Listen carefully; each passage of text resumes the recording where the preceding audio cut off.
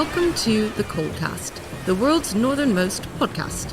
Thank you for tuning into this series, where we provide insights into the exciting research conducted at the University Centre in Svalbard, also known as UNIS. You will meet professors and students who conduct research in cold climates and learn more about the Arctic, both as a field of study and a place people call home. In today's special episode, Sehoya Cotner from the University of Bergen will be your host, and our guests are SUNNIVA Sheffield and Anna GOEDDE, students at UNIS. Hi, I'm Sehoya Cotner. I'm from the University of Bergen, and I'm here with Anna GOEDDE and SUNNIVA Sheffield, who are students at UNIS this term. And we're interested in hearing from students about their experience here at UNIS, particularly because we want to create a resource for future students or for people who are considering becoming students at UNIS in the future. And that resource is basically being envisioned as a frequently asked questions webpage, which is not in itself anything very innovative, but we've gotten some feedback that it might be necessary to have kind of a one-stop place to go. And so the best people to help us develop that are actually the students. And so I wanted to have a conversation with both Anna and SUNNIVA about what has been, the most rewarding for you here, what has been challenging, and then talk about some, scenarios that people might experience that could be helped by having appropriate FAQs. So first, maybe you could each say a little something about what has been the most rewarding or satisfying for you about being a student at UNIS. Anna, do you want to go first? Yeah. For me, it's really nice that I can combine my free time interests, my hobbies, which is basically skiing and outdoor sports, with my scientific interest that I can do here at UNIS. And also the combination of we learn something in the morning and then we go out in the field and see and feel what we learned. Understood. What about you, SUNNIVA?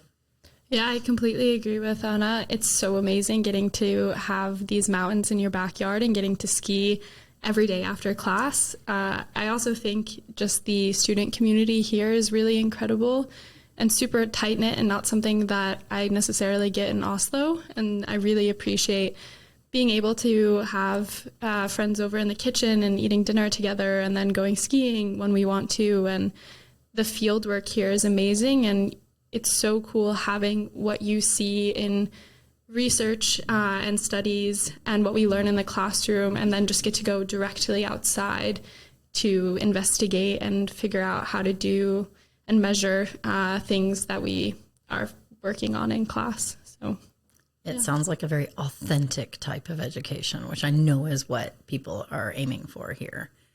So if you think back, either it can be a challenge now or something you faced when you first got here that, might have been helped with a little more information ahead of time.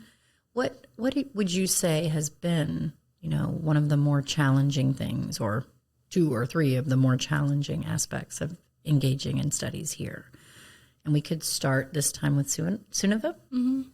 I think the cost of living up here is something I wasn't expecting.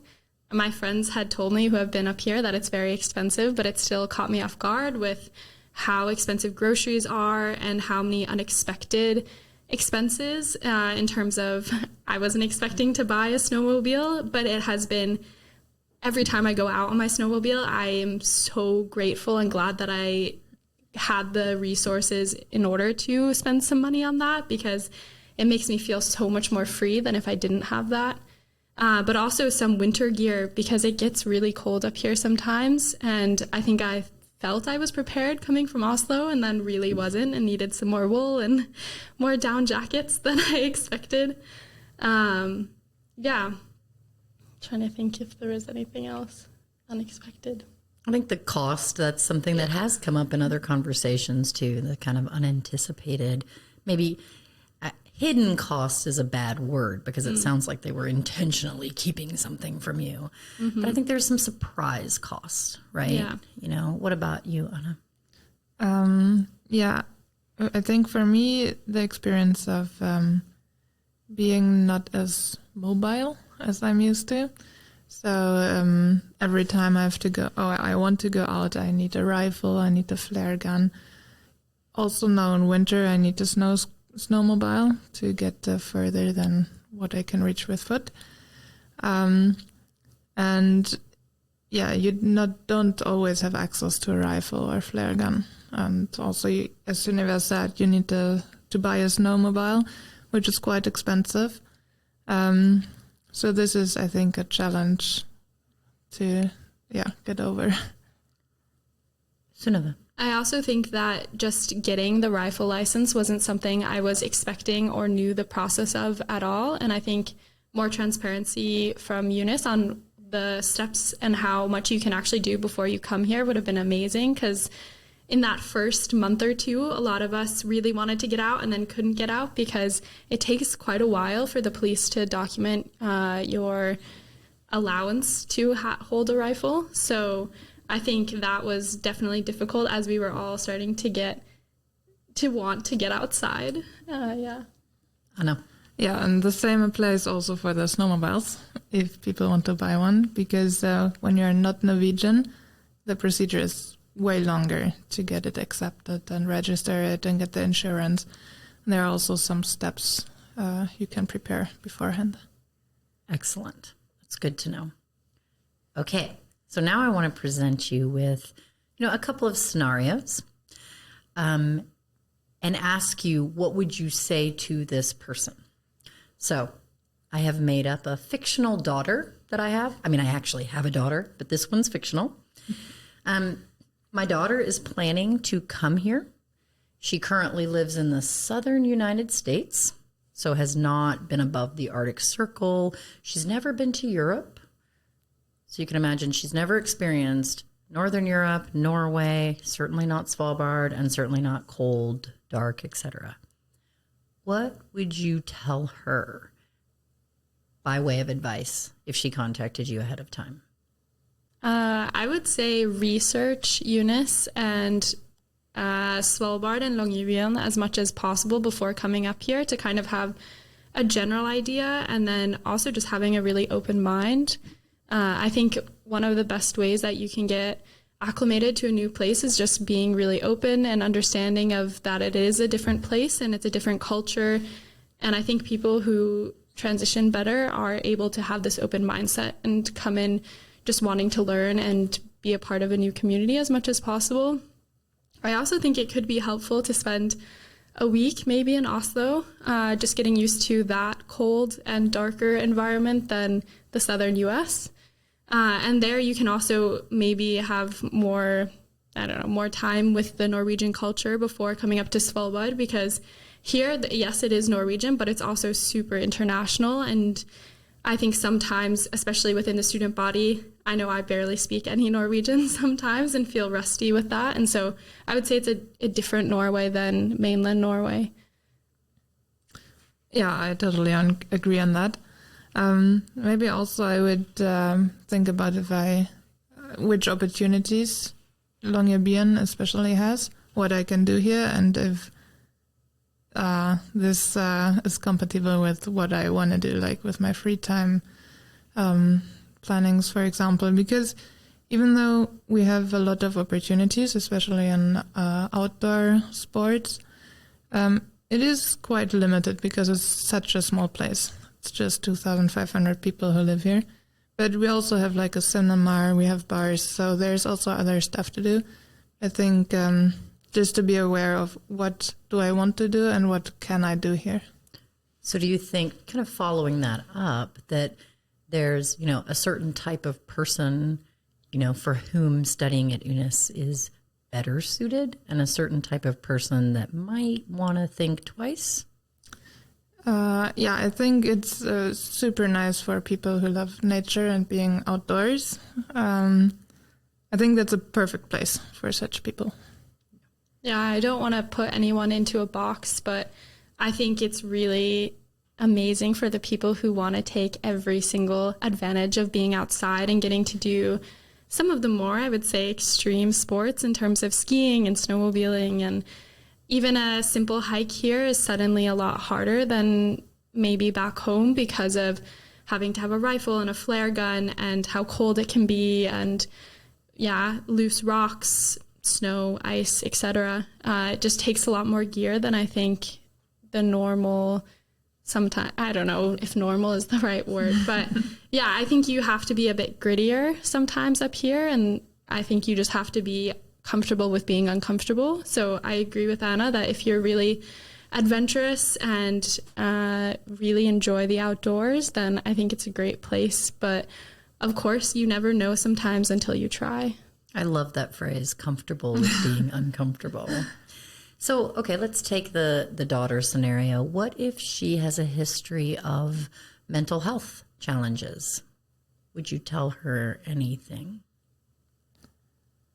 I think it's useful to, like, if she's in therapy or something already and has people to talk to make sure that this could be continued online, for example, or just to have be sure that there is someone, not here, but at home maybe, I can always talk to. And also, I think the community of students here is really helpful. So most people I met, or kind of all people, always wanted to help and contribute, and it's a very good social environment. So when you talk about your problems with others, people are very understanding and trying to help. When you want to talk about it, you will find people who will listen to you and help you.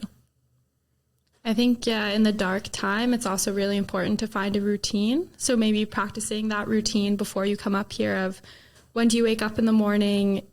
Is it physical activity? There is a gym here, and that's a great way to get outside, or not get outside, but be active, even in the dark time when it can be even more difficult to get outside. Then what times do you eat meals, and when do you want to socialize, and then also when do you want to go to bed? Because in the dark time, it's really difficult to have these schedules, and if you implement them before you come. And I think one thing that's great about, I guess, iPhones is the scheduling you can do in terms of bedtime reminders. And I found that super helpful of setting that up before I came here and making sure I was having a routine and a regular sleep schedule, as that can really be a hard thing to keep in the dark time. So you prepared for that before you came? Yeah, I tried to. I mean, that's a bit hard, of course, but just, I mean, I'm very much a routine person, so I find that helpful. But things change. You meet people and you're in conversation, and sometimes it's hard to put that on pause or say, sorry, I need to go to bed. So, I mean, yeah. I also think something I forgot maybe or didn't think about, the summer, like when we have the midnight sun, it's also not that easy because you easily lose your routine because you have no feeling of how late is it. You look out of the window, I'm like, oh, it's fine, and then it's suddenly 1 a.m. and you don't get tired because it's bright outside. So I was surprised about that.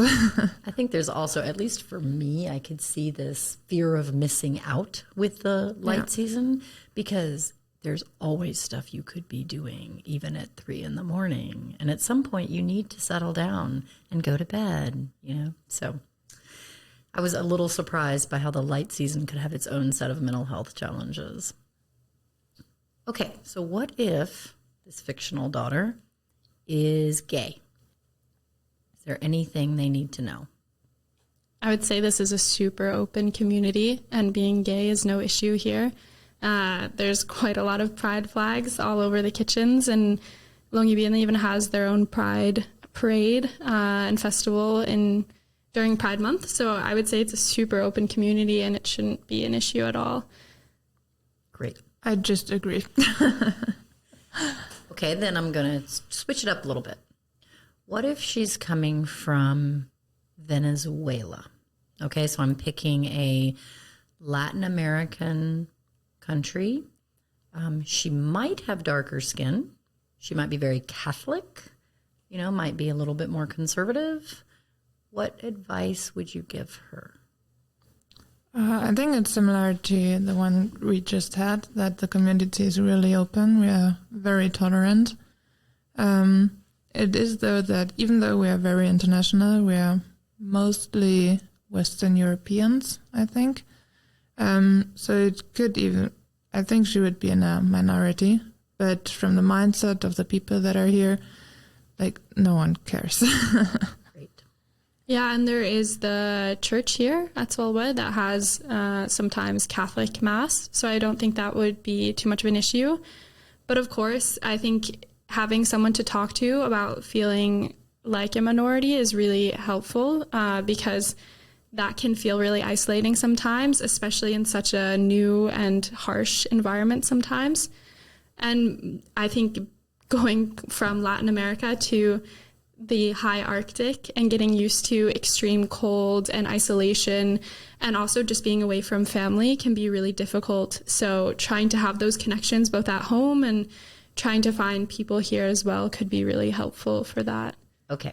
Reflecting on all this advice, which has been great, do you have any last thoughts regarding what you wish you had known prior to coming here, or information that would have improved your experience, especially initially?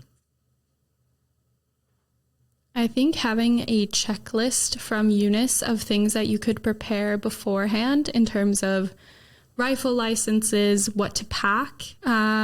Of course, it's really difficult sometimes to know exactly what you'll need before you come here, but knowing that there's actually so much equipment that you can buy here without taxes and that it actually might be cheaper than back home is really critical. I know I was expecting to be in this extremely remote place without access to stores, even though I knew a little bit about Longyearbyen. And then I came here and I was like, oh, I didn't need to buy any of this in Oslo. I could have just waited and had more or saved some more money, which would have been really nice. Yeah. I think a checklist would have been great of here's how you can already start the process for your rifle application. It's important to know that you can buy a snowmobile and be prepared to have some money saved up or an idea of if you actually do want that. And yeah, a proper packing list in terms of how much wool or how many down jackets or what kinds of boots are important, what you might need for field work, as well as maybe an outline of certain activities that you could do here at Eunice as a student. I had no idea that I would be going on cabin trips and camping trips, skiing. I almost didn't bring my skis, and now I think if I hadn't done that, I would have been destroyed because that's just what I do almost every single day. So yeah, a checklist of these types of things would have been super helpful to feel more prepared, and maybe more pictures also of Eunice and the student accommodations, what the surrounding environment looks like, because I don't know, maybe I didn't do enough research on my own before coming up here, but I definitely was blown away and shocked by what it actually is like up here. So first, I'm still hung up on you using the term down jackets plural. You need more than one down jacket? Yes. Okay. I think so. Especially in skiing and hiking, it's really nice to have lots of layers and ones that you can quickly take off and quickly put on. So insulation, you need maybe 1 or 2 wool layers, then a light down jacket. And sometimes I'll even put a thicker one on either over top my shell jacket or even putting the thicker down jacket under my shell. I mean, it gets really cold, especially on tops. As soon as the wind starts blowing, it's suddenly the temperature will drop by 10 or 15 more degrees. So this is great advice. Are we missing anything? I think the idea with the checklist is really nice, and also combine it with pictures, because when you see it visually, you have better ideas or you understand better. No. I know there's some concern with some of my colleagues, and I've had it as well, that if we tell people too much ahead of time, then they'll lose that magic of discovery, and finding out about Svalbard on their own. So I do understand that, But I also know that if you arrive at a new place and you feel like you're less prepared than your peers, then you could immediately start from a feeling of lower belonging. And so when we think about creating this resource and we think about just making sure students know what they're getting into and how best to prepare, that's sort of my motivation. So that students don't get here and you have some people, for instance, from the global South who immediately think, I don't know anything about what I'm doing and everybody else does. So we want to avoid that. I also think, and maybe you can tell me whether you agree with me, that there's no way we could provide pictures that would actually capture what it's like when you come to Svalbard. No, I think you have to really come to experience it. But it's nice to see beforehand, and I think you can still discover a lot. And the better you are prepared from the beginning, the more you can discover and the safer it is. Yeah. Agreed. Yeah, I think the more prepared you are in terms of what equipment you might need, suddenly the more equipped you are to go outside and enjoy those moments with new friends. Because as soon as you don't have one piece of vital equipment, suddenly you're out of luck and you just have to sit at home and you feel really isolated. And it's true, you'll never know exactly what you need or how to be prepared for this environment before you are here. But I think feeling as prepared as possible and having information of what are potential things that could be necessary, depending on what activities you like to do, could be super important and make you feel a lot more at home and involved in the community before you even arrive. This has been so helpful. I really appreciate it. I know that we are going to be quickly at work on this resource, and we're going to be asking for feedback from students and staff alike. And so I suppose by creating this podcast, I've sort of made myself accountable now, and there's no getting out of it. And I'm really looking forward to it. And thanks so much for your input. Yeah, you're welcome. Thank you. Thank you.